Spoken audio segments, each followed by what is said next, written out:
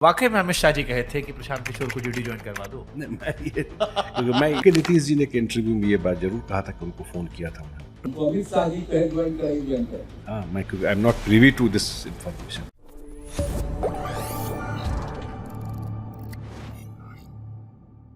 ठीक है, बीजेपी और जेडीयू दोनों में आपको इंटरनल समझ अच्छी है। एक अंदर का सवाल पूछ लेते हैं। वाकई में अमित शाह जी कहे थे कि प्रशांत किशोर को जीडी ज्वाइन करवा दो। नहीं, क्योंकि मैं इस बारे में क्योंकि लेकिन नीतीश जी ने कहा था ये बात किसी के अब इंटरव्यू। आप अंदर वाले आदमी, हम सोचा पूछ लेते हैं आपसे। मैं इसका कोई फर्स्ट हैंड मेरे पास इसकी जानकारी नहीं है। हाँ, मैं क्योंकि I am not privy to this information. लेकिन नीतीश जी ने के इंटरव्यू में ये बात जरूर कहा था कि उनको फोन किया था उन्होंने। प्रशांत जी जेडीयू में सब पे निशाना साधते हैं, नीतीश जी पे कह देते हैं, आजकल पर्ची लिख रहे हैं कि नीतीश जी मुख्यमंत्री नहीं बनेंगे, 30 सीट से ऊपर आपका नहीं जाएगा। ये तो बिहार की जनता तय करेगी वो ना। लिख, अरे वो गारंटी दे रहे हैं कि अपने एक्सपीरियंस से, कि मैं अपने एक्सपीरियंस से, और लिख के दे रहे हैं बाकायदा, इसको लेके जाइएगा सब कुछ। बाकी नेताओं पे आपके तय कर रहे हैं। दो सवाल हमारे मन में, एक प्रशांत किशोर कितना बड़ा फैक्टर है, और दूसरा वो आप पे निशाना नहीं साधते। नहीं, हमारे पर क्या निशाना साधने के लिए। ये मुझे नहीं लगता कि इस चुनाव में ये बाइपोलर चुनाव ही होगा। बट वो ये भी कहते हैं कि नीतीश कुमार मुख्यमंत्री बनेंगे तो मैं पॉलिटिक्स छोड़ दूंगा। अब इतना कॉन्फिडेंस उनके अंदर है, और वो कई बार जब वो कहते हैं तो पुराने टाइम में सही भी हुए हैं, मल्टीपल टाइम्स। अब बहुत बार सही नहीं भी हुए। हाँ, दोनों बात कही है। हाँ, बहुत बार सही नहीं भी हुए। तो हमने किसी ने कहा कई बार सही हुए, इसका मतलब है कि अपने आप की दूसरा वाला हाँ, भी नहीं दूसरा हुआ। वाला हो गया।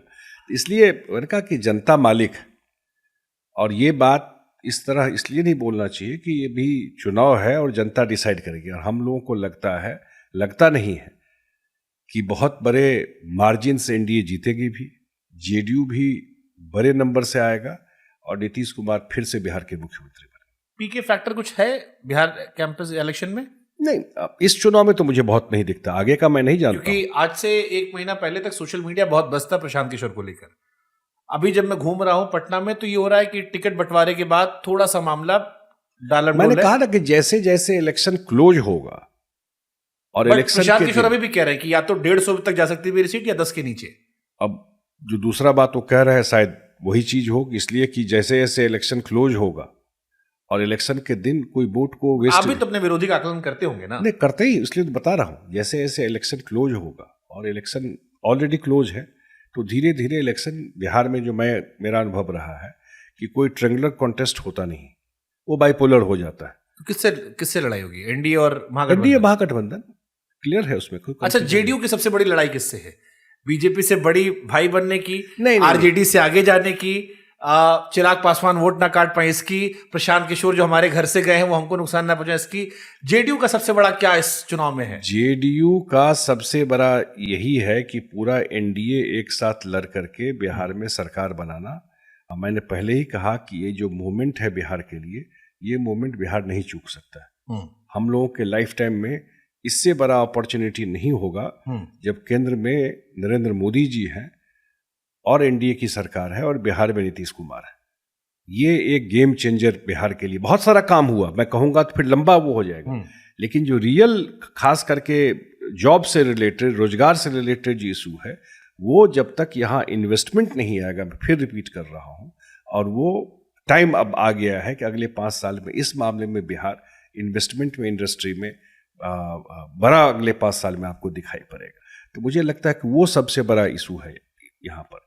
सत्ता में आना, नीतीश कुमार को हम लोगों ने बहुत क्लोजली, या बिहार की जनता ने लोगों को कहा ना कि ये जो एक एनिग्मा बना हुआ है कि वहाँ जहाँ जाते हैं, जब ये लोकसभा लड़ रहे थे हम लोग, तो एक बात आता था कि नीतीश कुमार को तो सीट मिला, वो 4-5 सीट जीतेंगे। दिल्ली के मीडिया सर्कल में ज़्यादा था।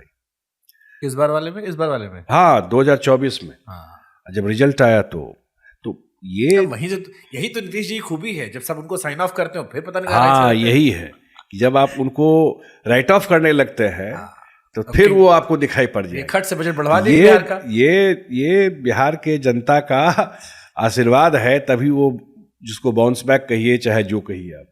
लेकिन इस चुनाव में भी मुझे लगता है कि बड़े मार्जिन से एनडीए जीतेगी। ठीक है। एक मुसलमानों की तरफ से भी सवाल जेडीयू को लेकर था कि बीजेपी तो चलिए नहीं हमको देती है चुनाव लड़ने के लिए, आप लोग भी खाली 4 सीट दिए, जिसमें 3 सीट ऐसी जिसमें 60% मुस्लिम वोटर है, खाली एक सीट जमा खान। एक चीज बताइए, तो मुस्लिम को हम लोग लड़ाएंगे तो कहाँ लड़ाएंगे? जो मुस्लिम पॉपुलेशन वाली सीट है वो लार्जली एक कॉम्बिनेशन तो लोग बनाता ही है ना। पास्ट में भी हम लोग लड़ाते रहे वहां पर, कोई पहली बार लड़ा नहीं रहे हैं वहां पर। जिसे ओवैसी साहब कहते हैं कि 2.5% वाले मल्लाह को डिप्टी सीएम एक आदमी अनाउंस कर दिए, 18% वाले जो हैं वो खाली दरी बिछा रहे हैं। अब ये तो उन लोगों को सोचना चाहिए। तो मुसलमान जो है वो अपने लिए और वोट मुझे भी मांगते हैं। लगता है कि मैं रिकॉर्ड पे कह दूं कि बिहार का सबसे बड़ा दंगा हुआ था भागलपुर दंगा कांग्रेस के टाइम में 1989, और उन लोगों को जस्टिस नहीं मिल पाया, और जस्टिस ही नहीं मिला 15 साल तक।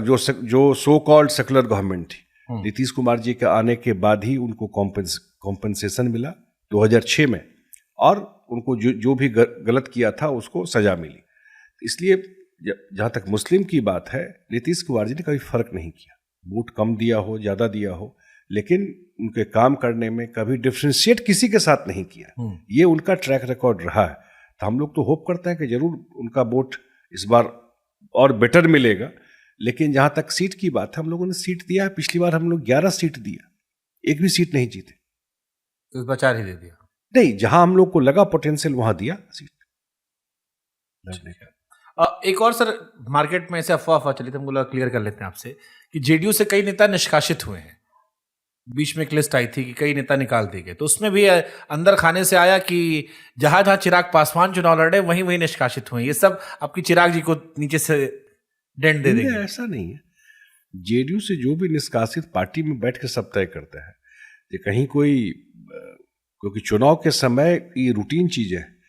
कुछ लोग पार्टी सबको टिकट अब दे नहीं सकते, दावेदार बहुत सारे रहते हैं। वो एक बेचारे रो रहे थे, गोपाल मंडल जी बहुत रोए बेचारे। तो सबको दे नहीं सकते, तो किसी का उनको देख के आप लोगों को तरस नहीं आया गोपाल मंडल जी पे? वो बेचारे गेट के बाहर बैठे धरना दे रहे थे। उसके बाद आपको स्वाभाविक है कुछ लोग नाराज हो जाते हैं, कुछ लोग खड़े हो जाते हैं, कुछ पर एक्शन होता है, लेकिन कोई प्लान का, और हर एक पार्टी में होता है। वो जेडीयू में वही हुआ था। ठीक है। जो लोग नीतीश जी की तबीयत को लेकर कहते हैं कि अभी थोड़ा सोचने समझने की क्षमता कमजोर हो गई है, कुछ वीडियोस को दिखा कहते हैं कि देखिए इज नॉट कंप्लीटली 100% फिट कि बिहार जैसे राज्य को रूल किया जाए। आप बहुत करीबी उनके, हालांकि वो रेडियो में दिख रहे हैं, ये दिख रहा है कि 1 महीने में वो काफी बेहतर हुए हैं और वो प्रत्यक्ष है, लेकिन फिर भी ऐसे आरोपों पर क्या जवाब देंगे आप? देखिए भाई, उनके काम और उनके एक्टिविटी से असल में है क्या, मुझे भी आप जो प्रोग्राम कर रहे हैं आज से 15 साल पहले कोई सोच नहीं सकता था पॉडकास्ट क्या होता है। 5 साल पहले नहीं कोई सोच सकता था पॉडकास्ट क्या। 3 साल पहले 3 साल पहले नहीं, हमने आज तक छोड़ के शुरू किया, उसका पूरी दिल्ली पॉडकास्ट कर रही है, वही कह रहा हूँ कि नहीं सोच सकता था। तो चीजें ये लोग थोड़ा जिस समय के रहे, हमको आप खुद भी बोलते हैं कि उनको जो पैसा मिलता रहता था एज ए स्टूडेंट, तो वो 2 अखबार खरीदते थे। तो आज भी लोग ओल्ड स्कूल जो तरीका है वो समझते हैं। उनको इस चीज का नहीं बहुत रहता है कि कैमरा में या स्टेज पर एक एक मोमेंट को कैप्चर किया जाता है। माने नेचुरल आपका कुछ, आपको हमेशा अलर्ट रहना पड़ेगा। जो कहीं कोई हो जाता है कभी कभी कोई बात, तो आप उसी को कट करके निकाल करके आप चला दिए, आगे नहीं है पीछे नहीं है। ये सब चीज उन लोगों के पॉलिटिक्स में नहीं रहा। कुछ चीज को आप लोग, माने आप नॉट यू, हाँ, लोग बैठ के चला देते हैं, लेकिन उनकी एक्टिविटी, काम करने की एफिशिएंसी वो किसी को मैच कर सकता है। आपको आनंद सिंह कैसे लगते हैं? आनंद सिंह कैसे लगते हैं? नहीं, मुझे मेरा व्यक्तिगत लगने नहीं लगने का कोई बात नहीं है। मेरे पार्टी में है, पहले भी विधायक रहे।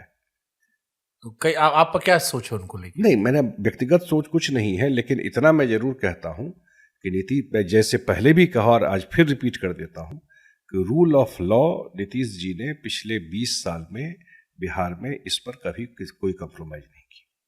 कोई भी हो, आप ट्रैक रिकॉर्ड देख लीजिए, कोई कितना भी बड़ा हो, इस पर कभी कंप्रोमाइज नहीं की। क्योंकि ये आरोप आप पर तेजस्वी जी लगाने की कोशिश कर रहे हैं कि आप उन पर जंगल राज के आरोप लगाते हैं, लेकिन आपने कई लोगों को शरण दे रखी है। मैंने कहा ना कि बिहार में 20 साल इज अ लॉन्ग टाइम। कभी कोई अपना भी गड़बड़ किया तो अंदर गया, कभी प्रोटेक्शन नहीं मिला।